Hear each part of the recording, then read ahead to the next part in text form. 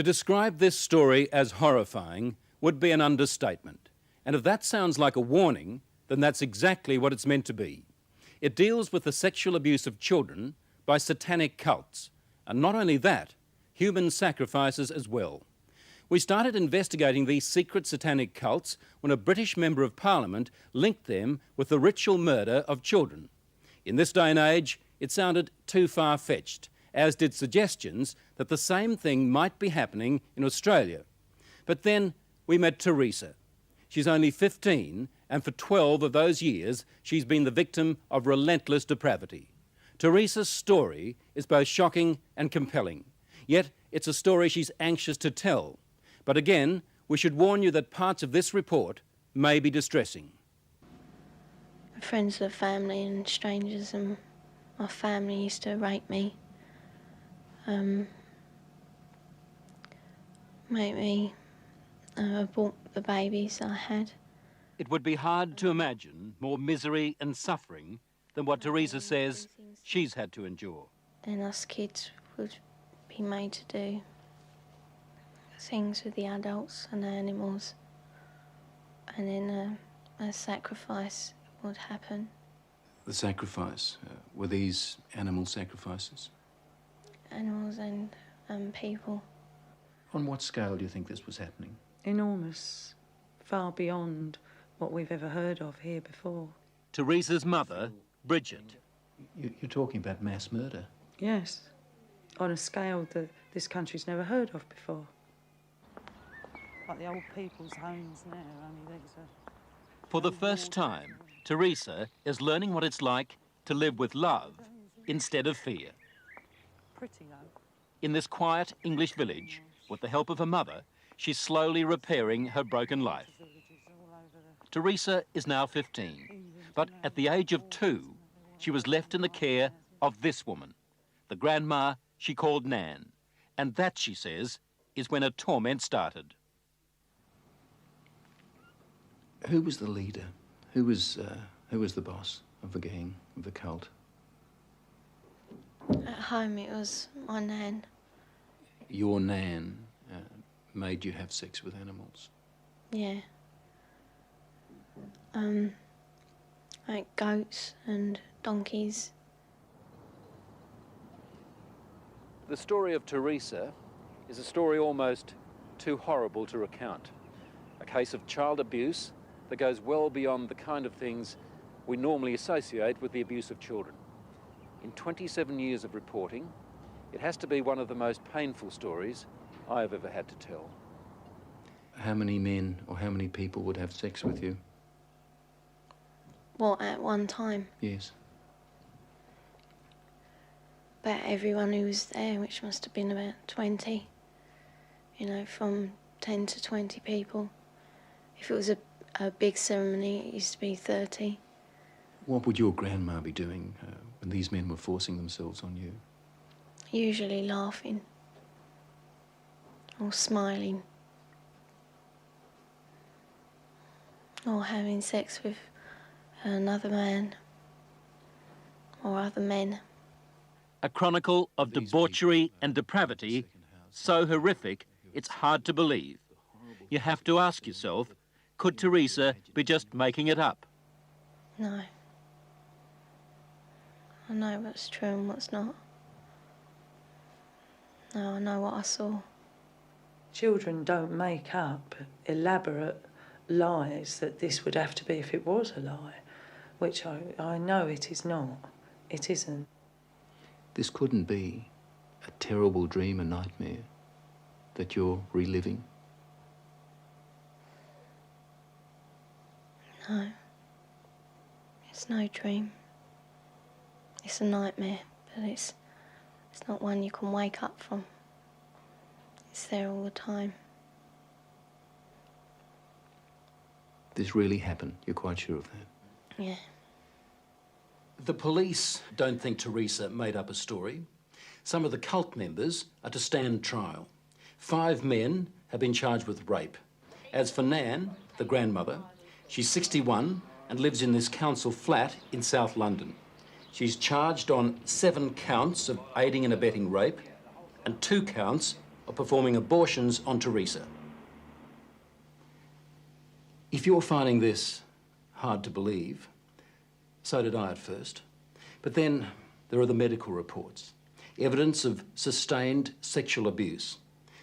And there's this, a statement prepared for 60 Minutes by Teresa's psychiatrist. It says, "In my opinion, Teresa's account is not the product of a psychotic illness, nor the figment of a fertile imagination. I believe her to be telling the truth." I know what's true and what's not. We also took Teresa's story to this man, therapist Ray Wire. He reads a transcript of our interview and listens to her voice. It's no dream. Few people, if any, in Britain have counselled as many victims of satanic abuse or Satanists themselves as Ray Wire has. If there is an expert on satanic cults, it would have to be him. Do you believe Teresa's story? I believe Teresa's story. It's exactly the same story as I've heard from men who says they've done it. You've dealt with other cases like hers? Yes. 21 cases like hers, he says, in the past 2 years alone. Themes like they were put in boxes with spiders and worms, where they were trapped in fear, where there was a high use of excrement and urine, where there was talk of human sacrifice. Take just one of those rituals, putting children in boxes with spiders and worms. Now, listen to what Teresa told her mother. And they had a coffin-like box that children were put in with spiders and snakes and the lid shut and left in there. I would have come out deranged. I could not have coped with that mentally at all. You have evidence to back up stories like Teresa's, that this is Yes. really happening? Well, we have that age of child, 6, 5 and 4, giving information that ties up with Teresa. How do those children know? How do those children able to describe rituals, to talk about ceremonies, to talk about sacrificing animals? How do those children know? Nightmares, imagining it? You can't imagine those things at 3 and 4 years old, and you also don't have the evidence of anal sex abuse and oral sex abuse and all that other abuse that clearly those children have experienced and endured. During these ceremonies, was Satan, the devil, ever referred to? He was called Lucifer.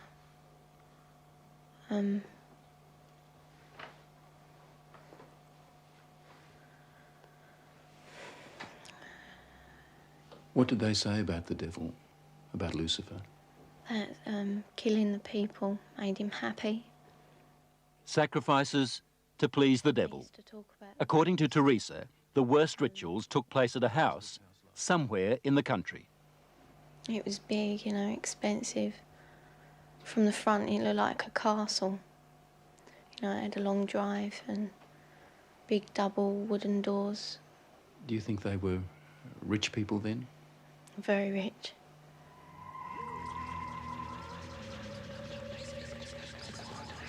Now, where was this big house somewhere in the country? Teresa says she can't take the police there because the Satanists made sure she'd never know how to find it. Teresa was always drugged, or on a couple of occasions she says she was knocked out, so that she never fully knew the route. There was a tramp who was brought in once, you know, and he was killed. He was cut from his throat down to his stomach, and they ate him, or bits of him.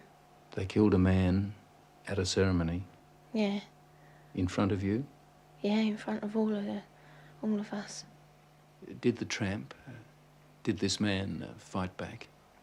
No, I think he was, you know, drunk or something. He seemed really dopey. He was laughing a lot when he was brought in. And he started screaming when they began to cut. But after a while, you know, he died. I'd seen a few killings before then. Although I wasn't used to it, you know, that was the worst one. I really don't know what I thought. I suppose I thought, thank God it's not me. Let me get this right now. Are you saying that you saw more than one person killed in that house? Yeah. I've seen loads of babies killed there, just newborn babies, or aborted ones which were only small. You know, 4-year-olds. Any age, really. Did they ever say they might kill you? They threatened to kill my little girl, who, when I left, was still at the house. A friend? Huh? What little girl? My little girl, Alex. She's about 4 now. You mean you had a child? Yeah. How old were you when you had that child? 11. Motherhood at the age of 11. I never talked about But it. from what Teresa told her mother, it wasn't the only pregnancy.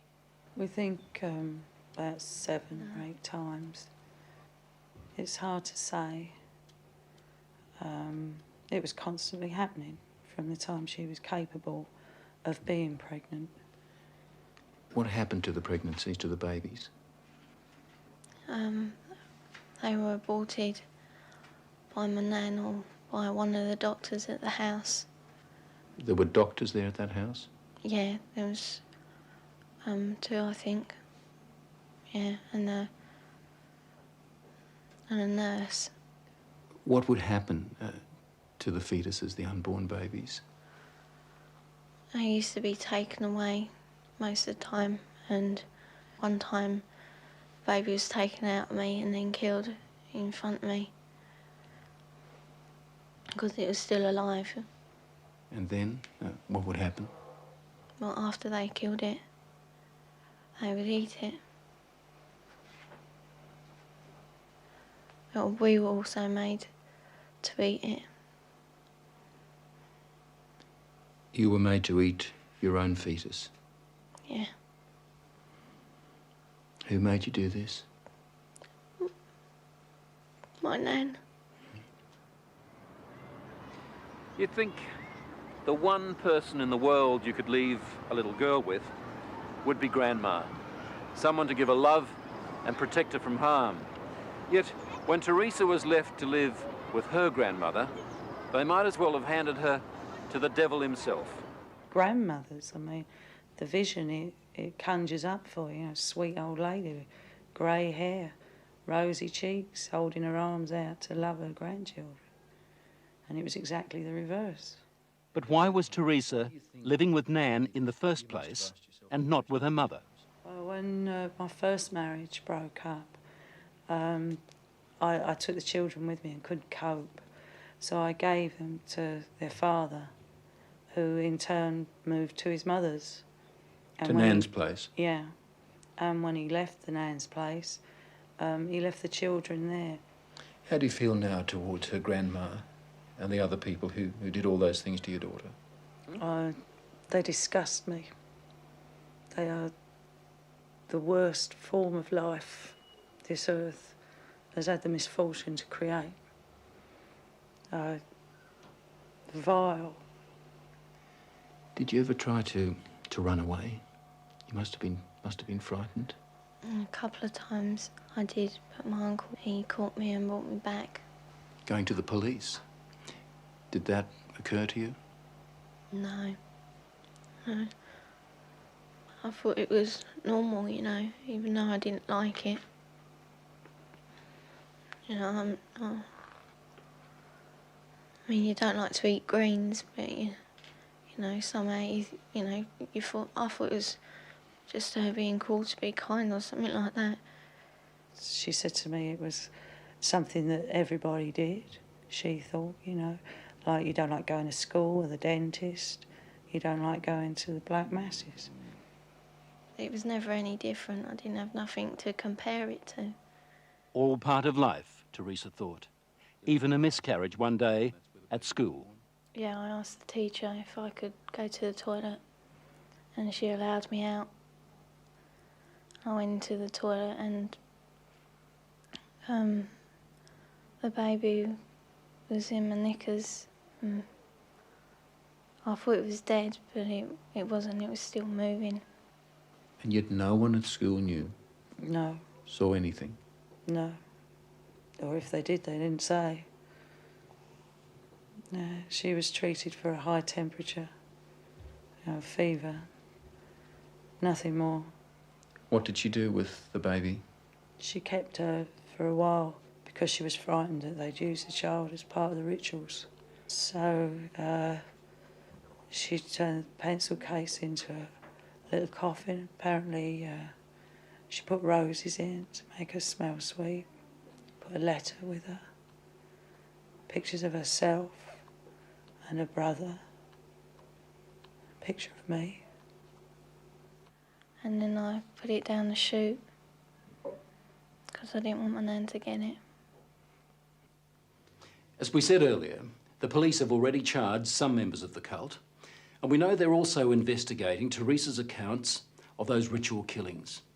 If there were as many as she told us, then the Satanists had a problem. How did they get rid of the bodies? They had a tub, pretty big, I don't know. A fairly big tub, and they used to put the bodies and bones in there. And it used to go like, fizzy and that. And then there was nothing left. Well, there didn't seem to be, but when they cleared it out, there used to be a sludge at the bottom. Teresa's story, her account, doesn't really surprise you. It doesn't surprise me in the light of satanic abuse, no. Do you get frustrated with people who just won't accept that these things do happen? Yes, because I've worked with murderers in prisons for years. Not that long ago, a boy was found in a forest in southern England without a head. We have no doubts that men can do that. And yet when we start talking about men within Satanism who actually believe in evil and it's the right to express evil, we suddenly have a doubt. As I was leaving Teresa's place, she handed me this note. It's addressed to the film crew. She says, "Thanks for bothering to help kids like me. I hope it helps." On the other side, there's a poem Teresa made up while she was staying at Nan's place. She calls it Nothing Left. Nothing left. I would scream, but there is no voice left. I would cry, but there are no tears left. I'd fight, but there is no strength left. That was just part of our investigation of Satanism in Britain. We're also gathering evidence about the activities of such cults here in Australia.